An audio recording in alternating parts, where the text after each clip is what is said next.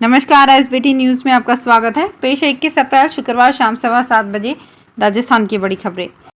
राजस्थान के मुख्यमंत्री अशोक गहलोत ने आज अजमेर में 5वें संभाग स्तरीय मेगा जॉब फेयर में चयनित अभ्यर्थियों को नियुक्ति पत्र सौंपकर रोजगार देने की दिशा में सरकार की प्रतिबद्धता को और ज्यादा मजबूती प्रदान की। अजमेर के ब्यावर रोड की तारागढ़ सड़क स्थित चंद्रवरदाई खेल स्टेडियम में अजमेर संभाग के 2 दिवसीय जॉब फेयर के दूसरे दिन गहलोत ने चयनित अभ्यर्थियों को नियुक्ति पत्र प्रदान किए। नियुक्ति पत्र सौंपने के दौरान कौशल नियोजन एवं उद्यमिता तथा खेल मंत्री अशोक चांदना, प्रभारी मंत्री महेंद्रजीत सिंह मालवीय एवं राजस्थान पर्यटन विकास निगम के अध्यक्ष धर्मेंद्र राठौड़ मौजूद रहे। राजस्थान में कांग्रेस नेता और पूर्व उप मुख्यमंत्री सचिन पायलट के नई पार्टी बनाए जाने की चर्चा ने जोर पकड़ लिया है। चर्चा है कि सचिन पायलट आगामी महीनों में अपनी नई पार्टी बना सकते हैं। गहलोत सरकार के कुछ मंत्रियों के वक्तव्य से सचिन पायलट को सपोर्ट मिल रहा है। मीडिया रिपोर्ट के अनुसार माना जा रहा है कि लगभग 15 से 20 विधायक पायलट के समर्थन में कांग्रेस से अलग हो सकते हैं। सचिन पायलट को भाजपा और हनुमान बेनीवाल के साथ ही आप पार्टी से गठबंधन करने के प्रस्ताव आए हैं। मीडिया रिपोर्ट्स की माने तो पायलट की पार्टी का नाम आर अक्षर से शुरू होगा। हाल ही में पायलट ने प्रेस कॉन्फ्रेंस कर अपनी ही सरकार के खिलाफ भ्रष्टाचार को लेकर हमला बोला। आपको बता दें कि पायलट ने इसी मामले को लेकर जयपुर में 1 दिवसीय अनशन भी किया था। सीएम अशोक गहलोत ने राजस्थान के विभिन्न जिलों में आवश्यक सुविधाओं के विस्तार के लिए 2,36,00,000 रुपए के वित्तीय प्रस्ताव का अनुमोदन किया है। इस राशि से प्रदेश के विभिन्न जिलों के लिए 6 मिनी बस एवं 10 एम्बुलेंस की खरीद की जाएगी। सीएम की स्वीकृति से दौसा जिले के केंद्रीय कारागृह शालावास, जिला कारागृह धौलपुर, हनुमानगढ़, बूंदी, सीकर तथा भीलवाड़ा में 26 या 32 सीटर मिनी बसें उपलब्ध कराई जाएंगी। साथ ही कैदियों के लिए चिकित्सा सुविधाओं का विस्तार करते हुए 10 एम्बुलेंस की खरीद करने का निर्णय लिया गया है। राजस्थान खाद्य मंत्री प्रताप सिंह खाचरियावास ने सचिन पायलट मुद्दे से लेकर पार्टी के भीतर चल रहे खींचतान से खुद को अलग बताते हुए कांग्रेस के साथ होने की बात कही है। पायलट और दूसरे नेताओं के बयानों पर खाचरियावास ने कहा, मैं सबके बयान का सम्मान करता हूं। मेरी किसी मंत्री से, किसी विधायक से, किसी पूर्व प्रदेश अध्यक्ष से, पायलट साहब से कोई लड़ाई नहीं है। उन्होंने कहा कि कान खोल कर सुन लीजिए, मैंने उड़ते तीतर लेना छोड़ दिया है। कोई किसी को गलतफहमी है तो निकाल देना। खाचरियावास ने कहा, मैं कांग्रेस पार्टी के साथ हूं, हम कांग्रेस को सम्मान देंगे क्योंकि सोनिया गांधी ने मुझे पार्लियामेंट का टिकट तब दिया था जब बीजेपी ने मुझे हेलीकॉप्टर से धक्का दे दिया था, इसलिए मैं उस परिवार का बहुत सम्मान करता हूँ। RPSC member Babulal Katara remand पर हैं। उनकी रिमांड के बीच एसओजी 21 अप्रैल की शाम उन्हें डूंगरपुर सुभाष नगर स्थित उनके घर लेकर आई। यहां एसओजी ने करीब 7.5 घंटे तक उनसे पूछताछ की। एसओजी ने घर में सर्च ऑपरेशन भी चलाया। इस सर्च ऑपरेशन में एसओजी को लाखों की नकदी और सोने के आभूषण मिले हैं। सर्च के दौरान मिली चीजों की पुष्टि एसओजी ने नहीं की है। एसओजी की 4 गाड़ियों में आए अफसरों ने कटारा के घर में अलमारियों सहित कई दस्तावेज खंगाले। इस दौरान घर के अंदर किसी को प्रवेश नहीं दिया गया।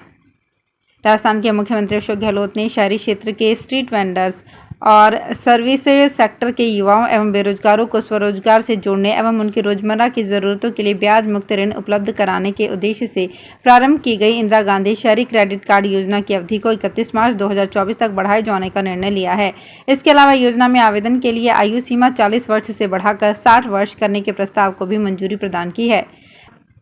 गर्मी की छुट्टियों में ट्रेनों में नो रूम की स्थिति हो जाती है और अवकाश के कारण कंफर्म सीट नहीं मिल पाती है। इस बार 13 मई से शिक्षण संस्थानों में गर्मी की छुट्टियां शुरू हो रही है, लेकिन ट्रेनों में अप्रैल से ही वेटिंग की स्थिति हो रही है।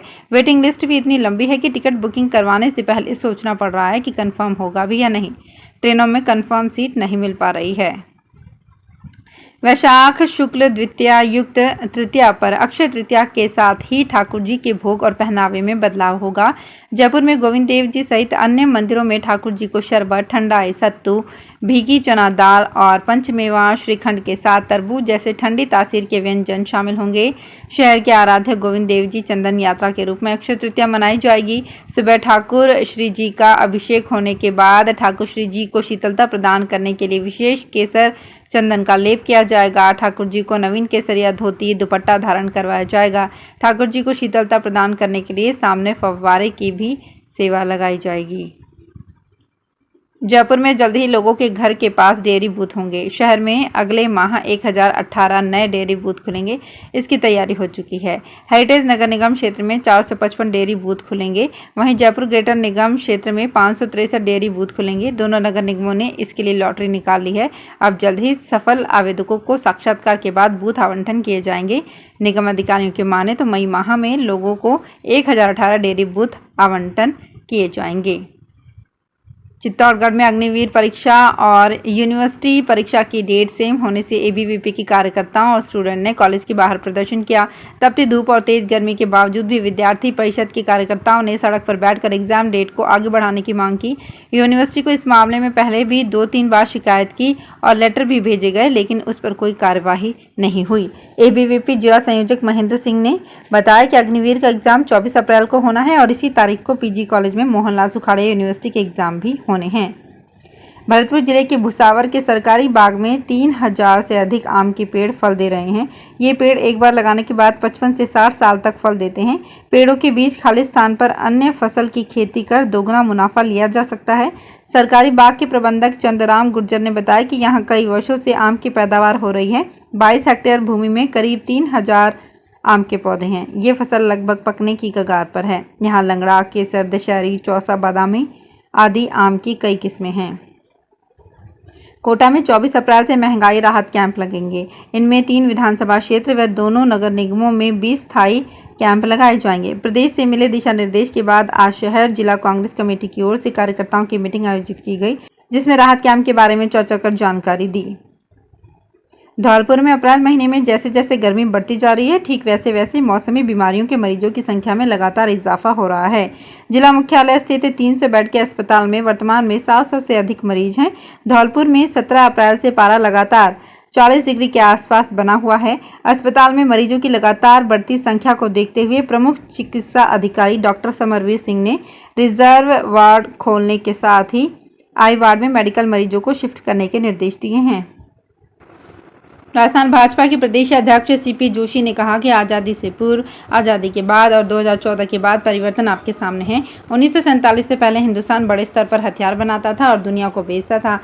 क्या कारण रहा आत्मनिर्भर भारत, जो इतनी बड़ी संख्या में और इतनी बड़ी मात्रा में रूस और बाकी विकसित राष्ट्रों को हथियार देता था? 1947 के बाद क्या प्रभाव था और क्या कारण था कि हिंदुस्तान ने निर्माण बंद कर दिया और धीरे धीरे रूस और अन्य राष्ट्रों पर हमें निर्भर होना पड़ा? भाजपा प्रदेश अध्यक्ष जोशी ने ये बात भाजपा जिला अजमेर शहर के प्रबुद्ध जन सम्मेलन में आरके कम्युनिटी सेंटर में कही। प्रदेश अध्यक्ष जोशी ने कहा कि 1947 से पहले नालंदा और तक्षशिला जैसे विश्वविद्यालय हिंदुस्तान में थे। देश और दुनिया के लोग यहाँ शिक्षा अर्जन करने के लिए आते थे। योग, शिक्षा और संस्कार के लिए दुनिया का बड़ा केंद्र होता था तो वो भारत था। और 1947 के बाद देश की शिक्षा नीति ऐसा क्या हुआ कि रोजगार केंद्रित एजुकेशन यहाँ नहीं बन पाई? जयपुर नगर निगम ग्रेटर में पिछले महीने रेवेन्यू का टारगेट पूरा करने के लिए बड़ी जोर शोर से हाउस और अर्बन डेवलपमेंट टैक्स की वसूली की गई। बड़ी संख्या में लोगों को नोटिस दिए और टैक्स वसूली के लिए एडवांस चेक भी लिए, लेकिन इनमें से कई लोगों के चेक अब बाउंस हो गए। नगर निगम से मिले एक रिपोर्ट के मुताबिक यूडी टैक्स, हाउस टैक्स और विज्ञापन शुल्क के पेटे 123 लोगों और संस्थाओं के 97 लाख रुपए से ज़्यादा राशि के चेक बाउंस हुए हैं। तो फिलहाल इस बुलेटिन में इतना ही। फिर हाजिर होंगे कुछ और बड़ी खबरों के साथ।